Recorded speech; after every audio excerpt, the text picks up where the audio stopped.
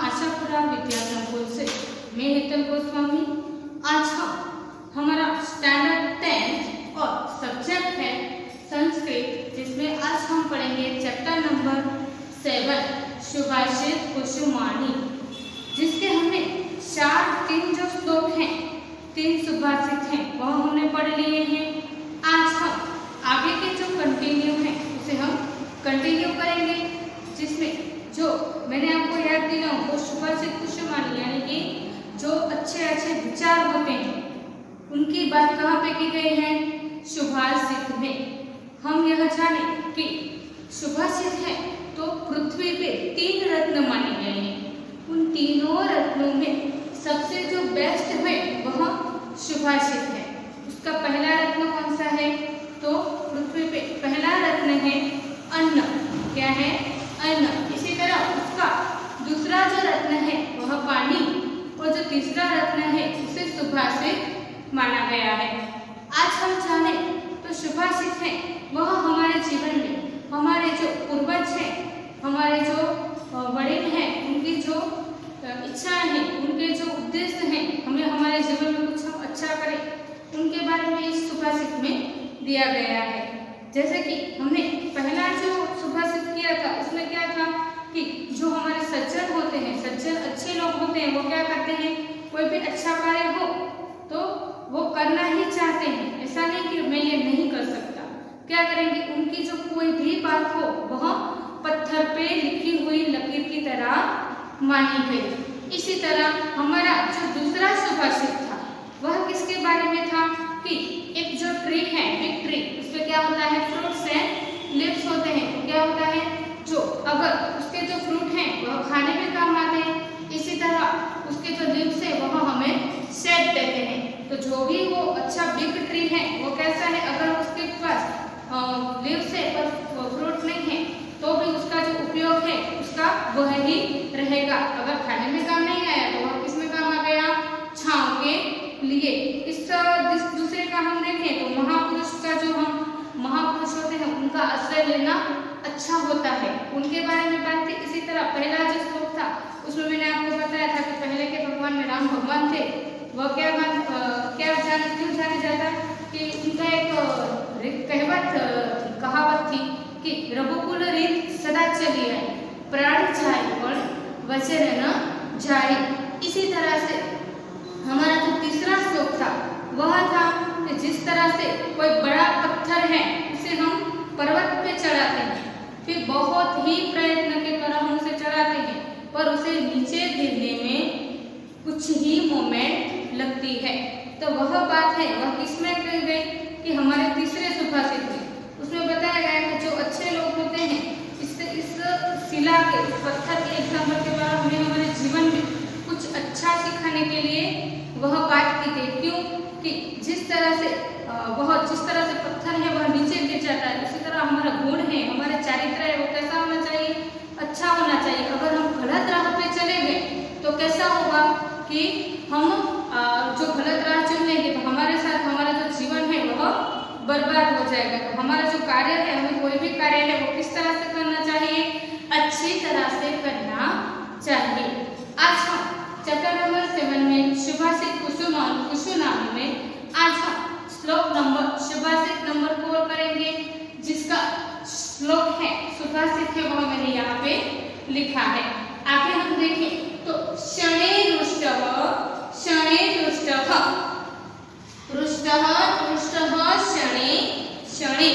इसी तरह से इसकी दूसरी लाइन अव्यवस्थित चित्तस्य प्रसादो अपि भयंकरः। अब यह सुभाषित है किस तरह से बताता है, वह भी हमारे जीवन में जिसका मन है वह एक दिशा में स्थिर नहीं होता है, उसके बारे में यह सुभाषित में बात की गई है। अगर हम देखें तो यहाँ पे क्षण यानी मोमेंट, रुष्ट यानी एंग्री, क्या होगा, गुस्सा होना। फिर है क्षणे रुष्ट, यहाँ पे मैंने पहले ही आपको बताया कि क्षणे का क्या मीनिंग होगा, मोमेंट। क्षणे रुष्ट का मीनिंग होगा प्लेस, ठीक है। इसी तरह रुष्ट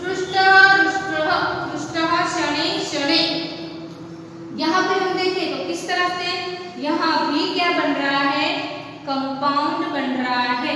इस तरह से शनि च पृष्ठः च तृष्टः च, समझे आप किस तरह से बना, शनि च पृष्ठ च शनि च तृष्ट च। जब भी च प्रत्यय लगता है तो कौन सा कंपाउंड बनता है, तत्पुरुष कंपाउंड। जब हम ग्रामर के टॉपिक में हम ये पढ़ेंगे कौन सा कंपाउंड का जो हमारा टॉपिक है वह पढ़ेंगे, तभी आपको ये समझ में आएगा।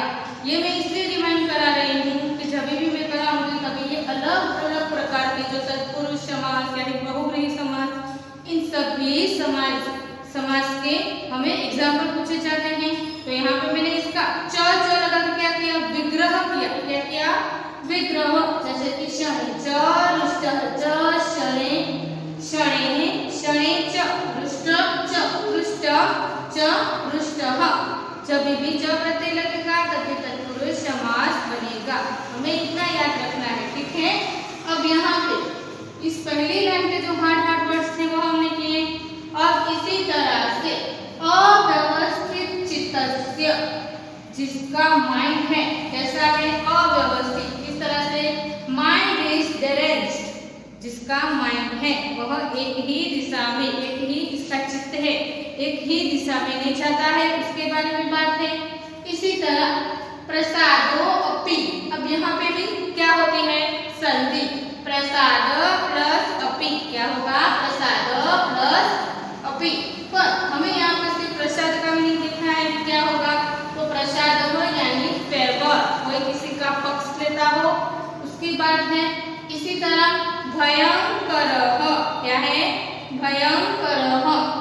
भयंकर का क्या मीनिंग होगा, जो ट्रबल होती है, मुश्किलें होती है, उसके बारे में उसकी यहाँ पे बात की गई है।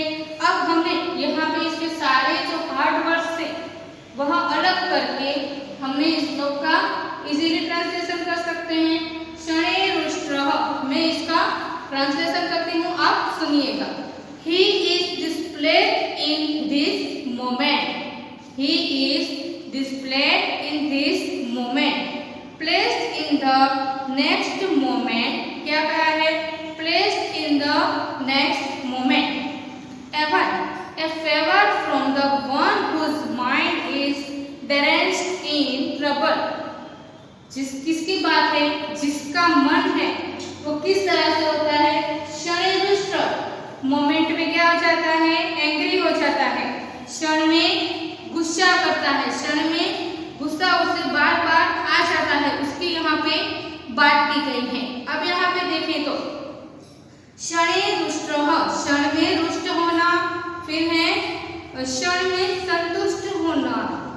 संतुष्ट यानी क्या, किसी भी चीज में हमें सेटिस्फाइड होना, कोई भी चीज कोई भी कार्य हम करें उसमें हमें किस तरह से रहना चाहिए, यह हमारे लिए है। तो हमें इससे अगर कुछ चीजें हमें मिली, यानी कि चॉकलेट छान लीजिए, अगर हमें चॉकलेट मिली तो हमें क्या करना चाहिए, और मिले, ऐसा नहीं, जो हमें मिला उससे हमें सेटिस्फाइड होना चाहिए। अगर हमारा रिजल्ट आए, हमने सोचा था इस तरह से नहीं आया, तो हम क्या उससे नाराज नहीं होंगे, उसको हम मन में नहीं रखेंगे, क्या करेंगे, आगे मेहनत करके उससे जो भी आया है उससे हम सेटिस्फाइड होकर हमारा जो आगे का कार्य है वह हम करेंगे।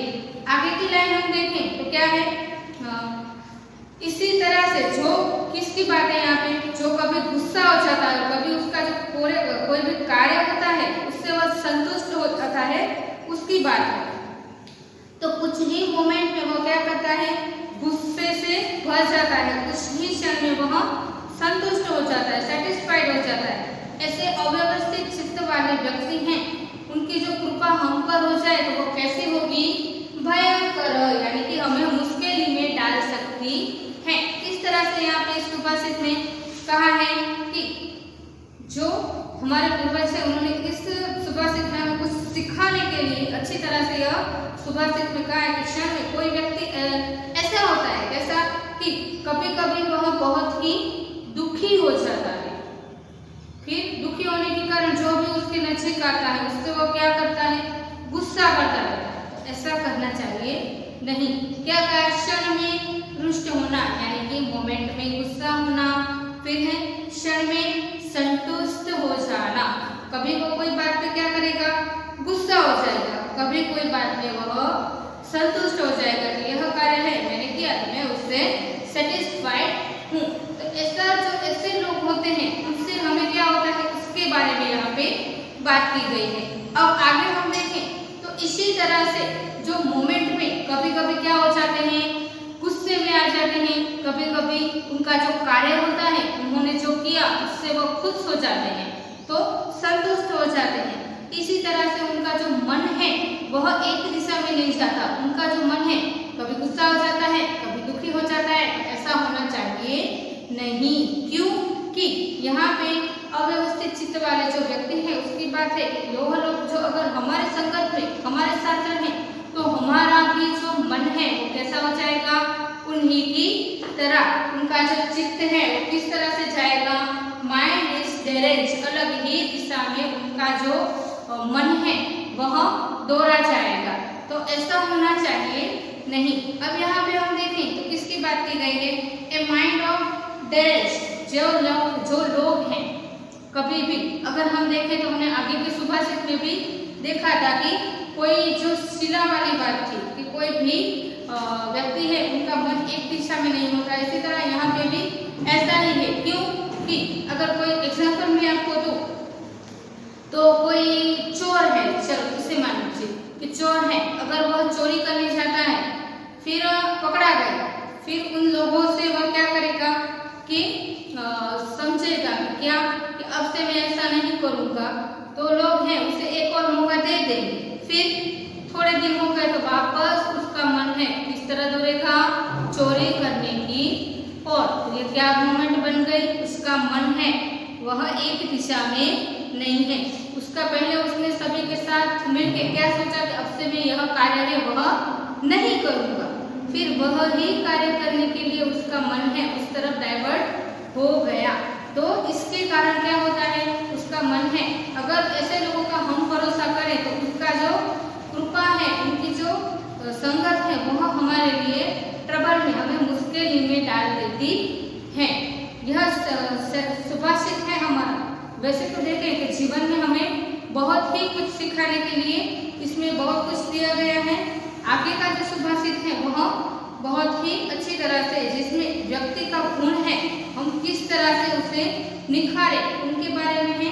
अब हम यह श्लोक के बारे में, यह जो चौथा श्लोक है उसमें मुझे कहानी भी याद आती है। अगर आप लोगों ने बहुत बार सुनी होगी कि पहले एक लड़का था, वो क्या करता, भेड़ बकरियां चरवाने ले जाता। फिर वहाँ पे एक बार ऐसा होता है कि वहाँ उसे मस्ती सूझ जाती है, वो क्या करता है कि बोलता है भेड़ आया भेड़ आया। आपने सुना तो होगा शेर आया, ठीक है ना।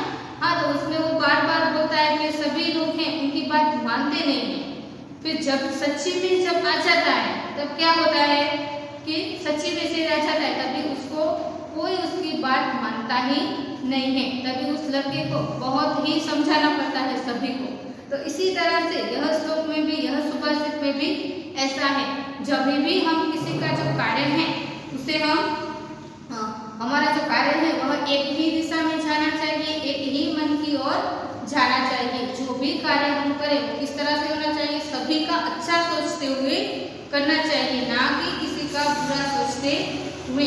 एक और बार इस श्लोक का हम ट्रांसलेशन करें, क्षण में कभी गुस्सा हो जाता है, कभी कोई भी बात से पृष्ठ यानी कि उसका मन है वह बात संतुष्ट हो जाता है। तो कभी गुस्सा और कभी संतुष्ट होने के कारण उसका मन है वह एक ही दिशा में नहीं जा पाता। इन लोगों की जो कृपा होती है, उन लोगों का जो फेवर होता है वो हमें किस चीज में डाल देता है, ट्रबल में डाल देता है।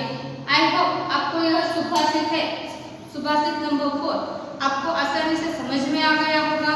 आगे के सुभाषित में हम और नए सुभाषित में हम आगे के वीडियो में मिलेंगे। Thank you.